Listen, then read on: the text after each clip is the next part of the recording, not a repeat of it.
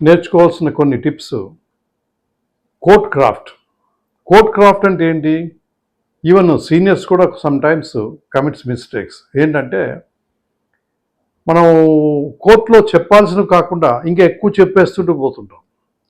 దానివల్ల ఏమవుతుందంటే కోర్టు మనకి ఫేవర్గా ఉన్నప్పటికీ కూడా ఒక్కోసారి వ్యతిరేకంగా వెళ్తుంది.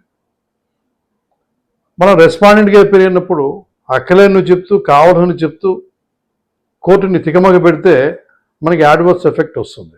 అందుకనే ఎస్క్యూబ్ అన్నది ఒక short form that should learn by all advocates who commit this mistake.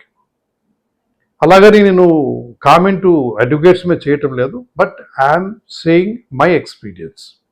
దీని ఎస్క్యూబ్ అంటే ఏంటంటే you have to speak when you have to speak exactly you have to tell to the court ఆ time వరకే మీరు మాట్లాడాలి. Shut up అంటే నోరు మూసుకోవాలి. ఎందుకు అంటే మనం చెప్పాల్సిందంతా అయిపోయిన తర్వాత లెటస్ నాట్ టాక్ బియాండ్. తర్వాత సిట్ డౌన్, కంప్లీట్గా కూల్గా కామ్గా కూర్చోవాలి. దీనివల్ల ఏమవుతుందంటే మనం చెప్పాల్సింది కోర్టుకి చెప్పేశాం.